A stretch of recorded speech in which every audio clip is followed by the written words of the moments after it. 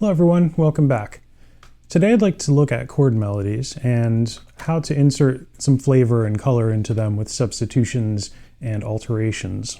What we're going to be doing is looking at Days of Wine and Roses. I was thinking about which song to do this with, and I wanted a song that had a lot of common progressions within it, so things that'll transfer over to other songs, and this is a song that everybody should know anyway, so I thought this would be a good one.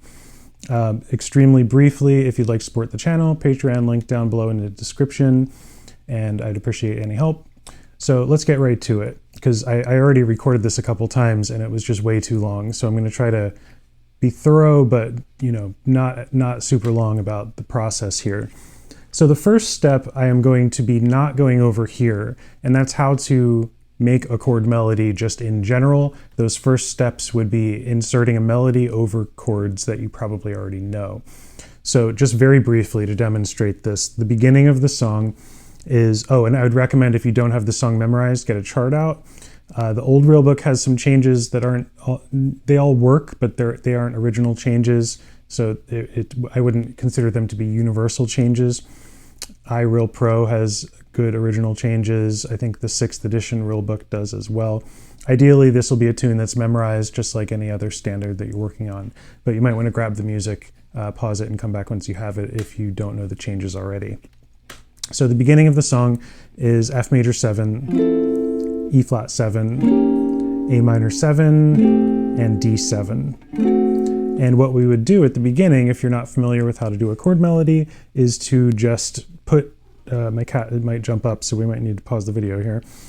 Put the melody over the chord. So we play melody notes, F major 7, A minor 7, D7, and then G minor 7, and so on, and just line up chords and melody, usually chords around beat 1 or on beat 1 every time. And this is an essential step. I think everyone has to start by doing this. I'm not going to be focusing that on this video though. I'm assuming that you can already make basic chord melodies at least. Although I do think that the process might be interesting even if you're not super comfortable with that already. If you want to hang out and just check what we're talking about, the kinds of substitutions and alterations we're going to be going over here can be applied to changes just in general and not necessarily a chord melody of the song. So if you'd like to just kind of take some knowledge away in terms of comping and adding some color that way, stick around and see what you think.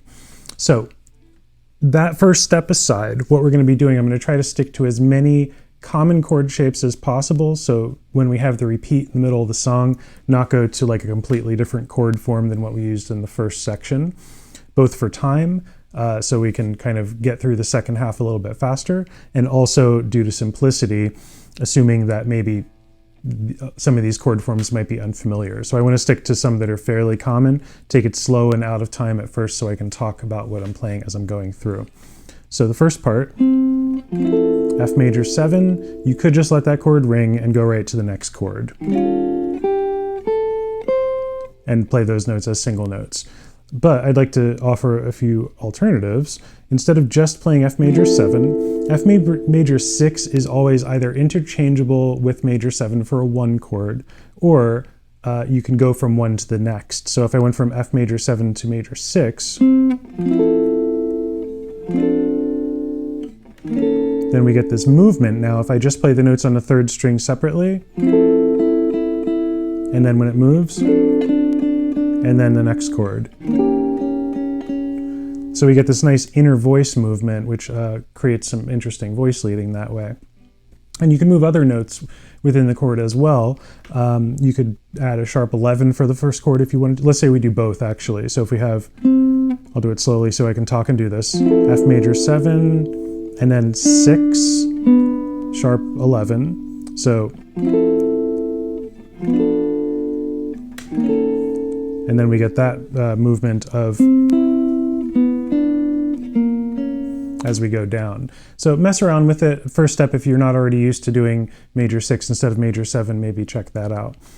Now, when we get to the next chord, the first thing that I'd like to talk about is changing the chord name to reflect the melody note. And you might want to jot this down as you are creating your chord melodies. So no melody note in the first measure changes the quality of the chord or any alterations or anything like that.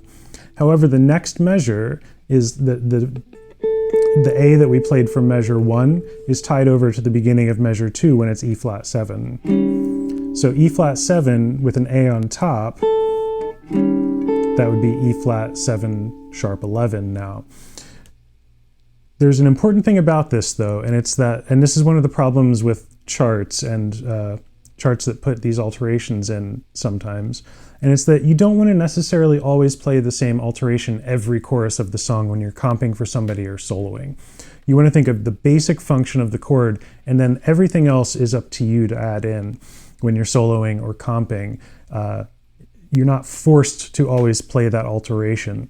It can be useful, though, to remember your chord melody, if you're having problems remembering it, to write it down as you go. So this next chord, which is E flat 7, is actually E flat 7 sharp 11. And I'm going to play it with the 9th here for right now. Actually, let's do it just with the same chord form. So all we're going to do for the second measure is just move the same chord form down. I'm going to replay the melody note just so we hear it again. And then A7. And then we're to A minor 7. Now what I did in between, I'm not going to spend as long on these things as I go through the song. I want to talk about these concepts a little bit more in detail at the beginning. So what I did in between is think about how can I get through without just going, and just playing those notes single, which is fine. You can do that just fine. And a lot of people, I like that sound too. There's no issues with that. But I want to try to get as much in this video as possible for, a teaching mechanism, I guess. I don't know what I'm looking for there. Okay, so this is A7 sharp 5, and then this one is just kind of, I don't want to replay, I don't want A in the bass for this melody note. If I went like this, it would be A7 sharp 9, and what would if I would do that, I'll play that slowly. Now I have the same bass note twice in a row, and I'd rather create movement. So one thing you can do, without any theory or anything like that, is just try to either go down a half step with that chord. So if we have A7 sharp 9, then, and this is the same chord that people know with this fingering, it's just on the top 4 strings. If I went down a half step though from the bass note, it's the major 7th, and that doesn't fit the chord. It's a dominant 7th chord, and major 7ths don't go in dominant 7th chords. So if I go up a half step, then I get this, which is a nice sound. And it's like, all right, now I don't have the same bass note between those two chords. And we create movement. And you can do that with any voice within a chord, but I find that creating a good bass movement helps inform your choices for the rest of the notes in a chord as well, for chord melodies. So A minor, this would just be A minor 7 normally, right? 7, 9, 8, 8. Melody note on top makes it an 11th. And then I'm going to go down to the tritone substitution of the next chord. Normally it would be D7, and I'm just playing A flat 7 instead. So tritone substitution, nothing crazy there. What I'm going to do next is, and all that is, we can think of it as two separate things. First of all, it's just D7 flat 9. We've talked about this in the diminished video. So I'm going to drop the bottom note just so we can hear the root. So all of these inversions of that diminished chord are a 7 flat 9 chord.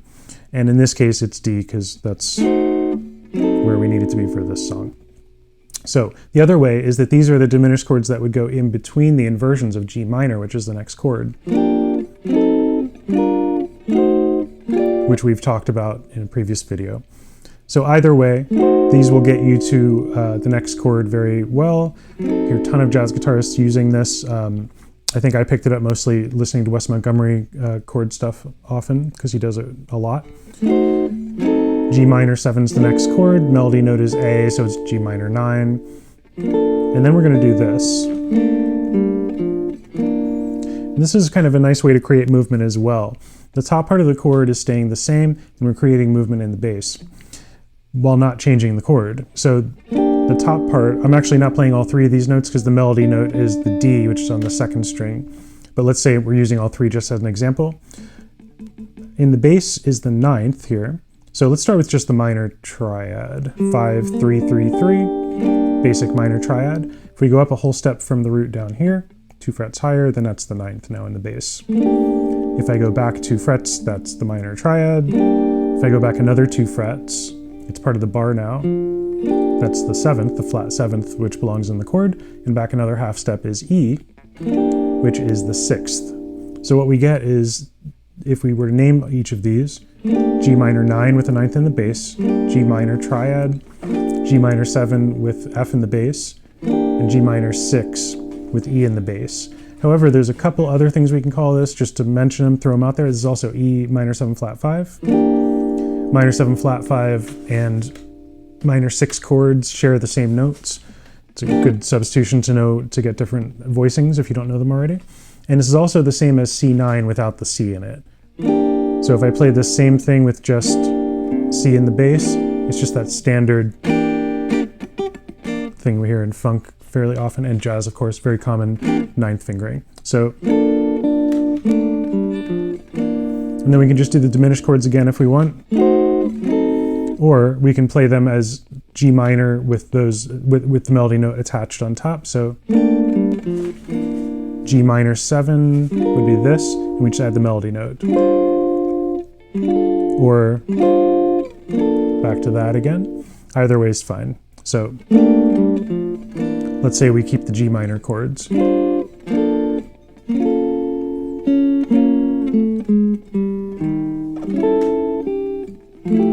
So what's happening there now? So what I'm doing, I'd like to do this for teaching purposes. The old real book has what I'm playing, which is the B minor 7 here. B minor 7 I don't believe is in the original version of the song. I think it goes right to E flat 7. It's important to recognize that because I'm all for respecting the original changes. And I would definitely get used to playing this song without that B flat minor in terms of getting ready to play it with other people. Now, the reason I like it for teaching is because this is the minor 4 chord trick that we've talked about a lot in the past if we play the B flat minor there. The G minor, the previous chord, I could just play as B flat major 7, the relative major of G minor. So let's say I did that with the melody. So if we have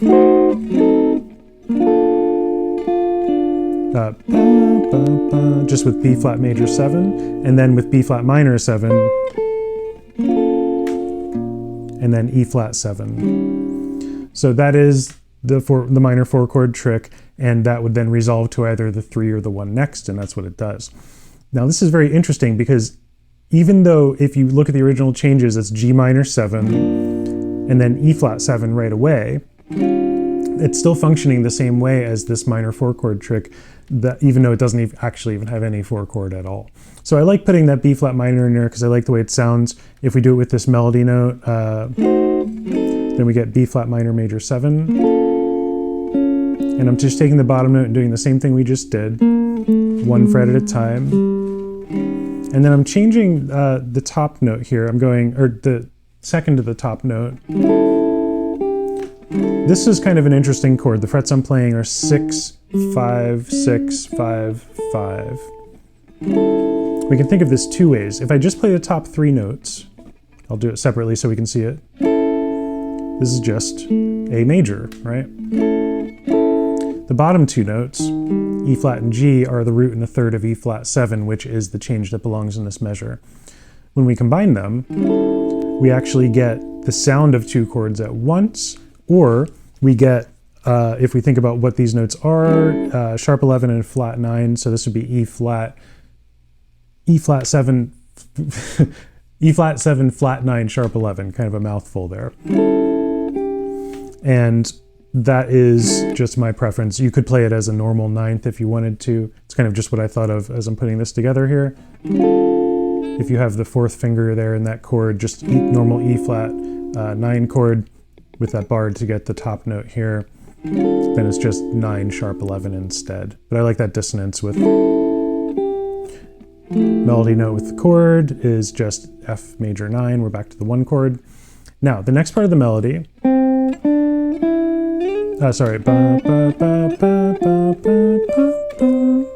we're going to harmonize this using the diatonic chord scale. So A minor 7, B flat major 7, C7. Let's just keep going up the scale for a second to illustrate. D minor 7, E half diminished 7, F major 7. And we'll get to those ones next. So A minor 7 is the third of F major 7. We don't need to get into this much. I know I've talked about this in another video, which you can look back to if you don't know your diatonic chord scales. But all I'm doing is just, the melody note is the third of each one of these chords, and I could play the diatonic chord scale with any alterations going straight up. Now, we could also alter these, and I like the sound of this very much. You could take any of these notes and try to move them and see what you get sound-wise. And what I'm going to do is move the note on the 4th string. So normally we would, let's actually keep the A minor 7. But no, let's move it. Let's move all of them. So up 1 fret. Let me play it first so you can hear it. So if we have, and then this was here, not with that finger, but I'm moving it up. Still up a fret on the 4th string. Sorry, I can't talk and play. Let's see. It's kind of that really cool, crunchy, more modern sound, still using the diatonic chord scale. So what these chords are, you can think about if you don't know what they are already and you're just moving them and getting interesting sounds. This is the 5th for each one of these chords. So normally B flat major 7, the 4th string is the 5th, so it's just sharp 5. This would be B flat major 7 sharp 5, which is not super common, very neat sound. A little more common, C7 sharp 5. This is where it gets a little more complicated, because even though it's D minor 7 with a sharp 5, this sounds now more like a B flat chord. And this sounds more like a C chord. And then we're back to major 7 sharp 5 if we keep that up 1 fret. That we can talk about in another video. I know this is already going long here. But I would definitely practice it with a normal diatonic chord scale first. The melody is supposed to jump up to G there, and you can just play those two notes separately. F major 7. The next chord after what I'm playing now is G minor 7. So all I'm doing is approaching it by a half step and playing A flat 7 instead. That chromatic approach resolves down to G minor 7. D7, flat 9 in this case, but nothing, no substitutions, just another alteration. 2, 3. And then we're going to have A minor, E minor 7 flat 5.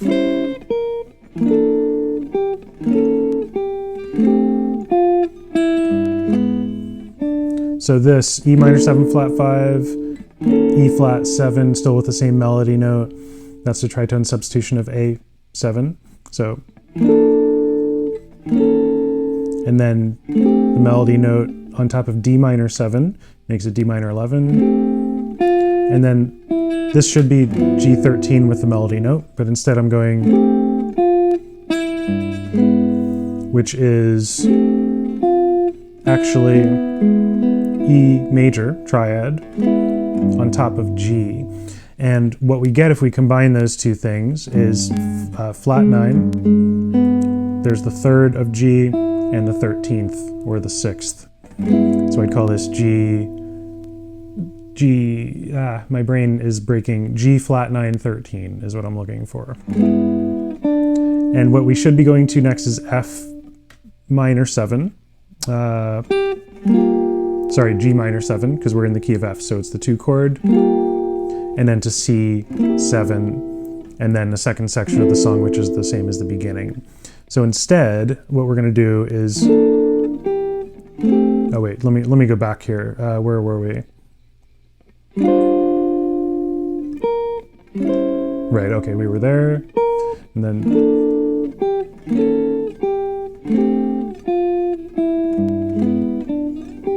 and what we're going to do here is actually play A flat minor 7, which ends up being minor major 7, and then D flat 7, which ends up being D flat 7 sharp 11 or flat 5. So, and then play G minor 7 and C7, maybe C7 sharp 5 instead. should play the melody notes there. So what that is, let's forget about the melody for a second, just play the changes. G7. It would normally be G minor 7 next. 2-5, right? C7, back to F. All that I'm doing is postponing the G minor and the C, the 2-5, and playing it up a half step first.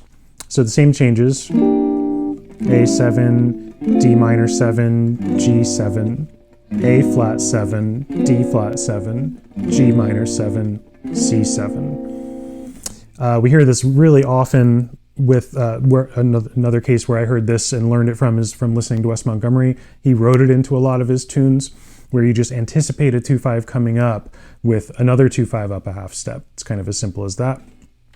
And it doesn't always work with chord melodies because the melody doesn't support it sometimes. In this case, it's pushing it a little bit. It's pretty dissonant when we have the G as an out note for both of those. I think it still works. I like the sound personally.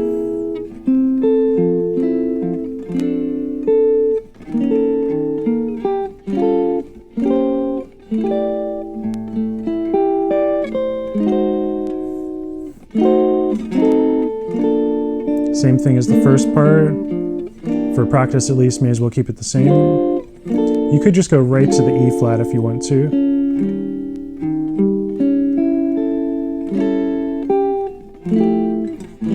And you could do it with the alterations here. Actually, this is nice to do with the alterations. I'll tell you why here. So look for B flat.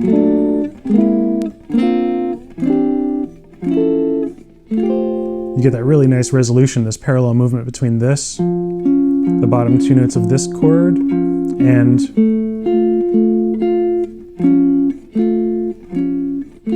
the top two notes. It would resolve.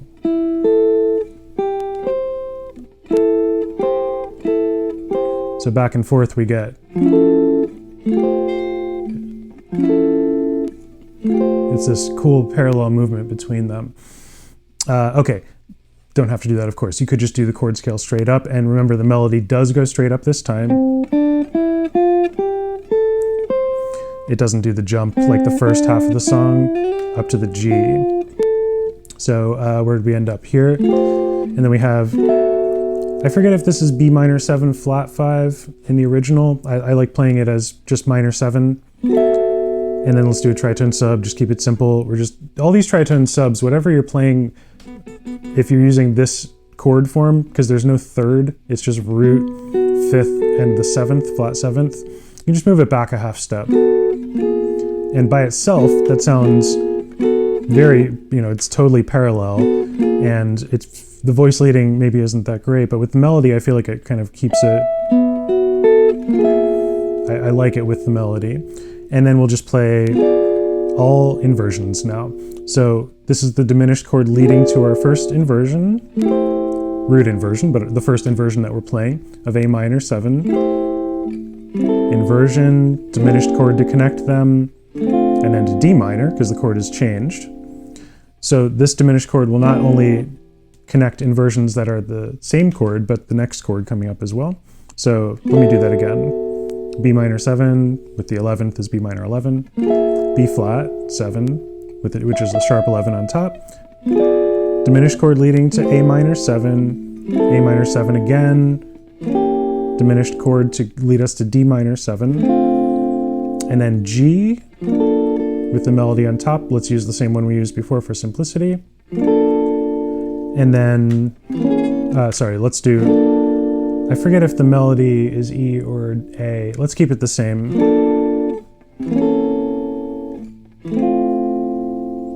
So this is the minor 9th chord we used before with G when it had A in the melody. And all we're going to do is just come back with the bar, just to use technical terms before the notes, and add our second finger on the 3rd string. If you don't need the root, you can just do it that way. And what you get, let me add the root to talk about this next part. Instead, the middle finger is going to go to C, which is the root, and the 3rd finger is going to grab that note that we were just dealing with before. This neck is a lot wider than I'm used to. I haven't used this guitar for a long time, so it's a little unfamiliar. So what we get when we do this is just flat 9 and 13 on top. So it's C, flat 9, 13.